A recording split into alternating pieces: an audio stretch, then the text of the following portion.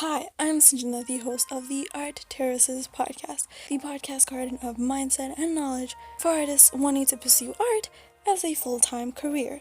Today, the Garden Gnomes and I bring to you a continuation of our series on DIY art school from the comfort of your home. And today, we're going to be talking about mentors. Now, what is an art mentor and what would a mentorship experience be like? For me personally, I see an art mentor as somebody who is somewhat of a teacher. They've been in the business for a long time and they move with the times. They don't always have to be older because, let's be honest, there are 15-year-olds who are great artists and get tons of likes on their posts, but they are definitely experienced 15-year-olds. According to some articles I read, mentorship also provides artists with knowledge, network, and support. Mentors also help you avoid making bad decisions. I think one of the most important things about a mentor is that both you and the mentor is meant to grow from the experience. You know, the expression is the best way to learn is to teach. Well, artists who have patrons or courses where they do one-on-one teaching and speak with their students are the type of artists who grow as an artist, teacher, and person. People you can think of is Ross Strauss, Mark Brunette, Modern Day James, Angel Ganev, and Marshall Van Riff. Of course, there are many more, but I can't be sitting here all day and naming because both of us will be bored and tired. To be in a mentorship will probably benefit beginner artists more than anything, as they are in desperate need of guidance. In my personal experience, I have noticed that in today's day and age, you cannot get a mentor unless you're willing to pay for one. In most cases, when you're just starting out as an artist, you may not be able to invest into something like that. And the mentor may not even be giving you individual attention, which is most likely what you would need. So of course, we're going to be talking about finding mentors and also why you should have one altogether. So why would you need one? When I first started art, I had no mentor and I was pretty lost. That was until I got a course where I could be supported. So my first initial mentorship was from students who I studied with who already understood concepts I didn't. The other place I got mentorship from was art mindset books like The War of Art, Creative Magic, podcasts from places like ArtStation and The Draftsman. So what are the pros and cons of all the ways I got a mentorship from is, on Discord I have experienced art friends more than a mentorship, and these are people who actually know more about art and the industry than I do. I'm on many servers to teach me a variety of things, such as Ethan Becker's server is a server where you can learn about the animation industry and become a better artist. Another server is TZ's server. I got more of the personal mentorship feel from these because you can ask questions about commissions, earning money as an artist, social media for artists, and also ask for help on many art and art money topics. Both these servers are free and I'll leave a link to both of them. Now you've heard the pros of Discord servers but the cons of servers are like this is that if you find the wrong ones, there are many servers with a lot of inactivity. The members don't care about the rest of the people in there and that doesn't help you at all.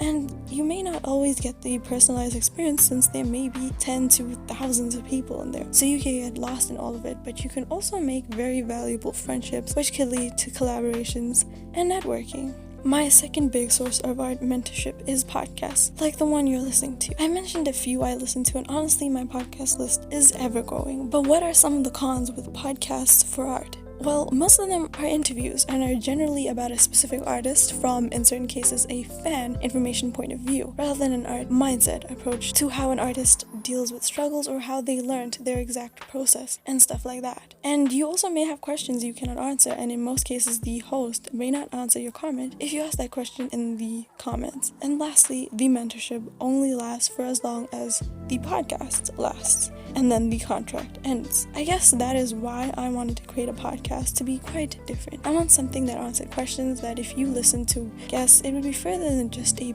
fan point of view, but questions that could also help you as a beginner find your way in the art industry.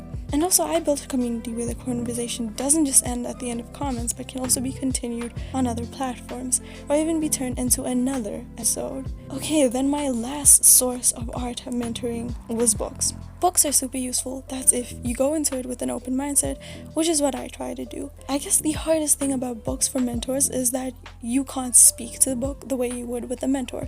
It's not funny at all, but you can't. You may have further questions and you just won't get them answered, and you'll have to live with that or find the answers yourself after, which isn't really a problem since they already give you so much of a basis to find your answers to. So how do you get a mentor in our 21st century? Firstly, decide what kind of mentor you want. The mentor you want needs to reflect the job position you would like to have or the career you would like to pursue. Finding a free mentor online is as close to impossible, which is why you need to throw yourself into your local art community where you live by attending events, trying out local competitions, selling at local art markets, attending free or low-cost community workshops. By doing this, you may eventually run into the same circle of people over and over again, and in which case you need to start becoming familiar with these people at these events before approaching them. Some things you should learn about them before asking them to be your mentor is: why did they become an artist? How did they learn art in the first place? How did they make a living as an artist? And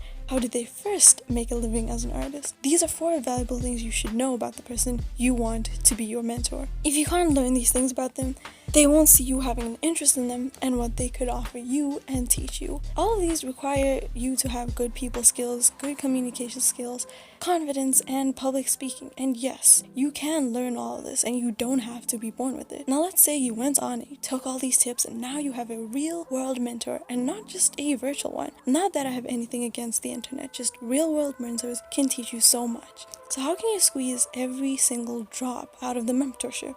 As I mentioned before, you gotta keep an open mind, because by doing this, you will gain valuable advice and develop knowledge and skills better than you would have by just watching a video or listening to a podcast or reading a book. Perhaps you could even approach them with a book and see what their point of view on it is.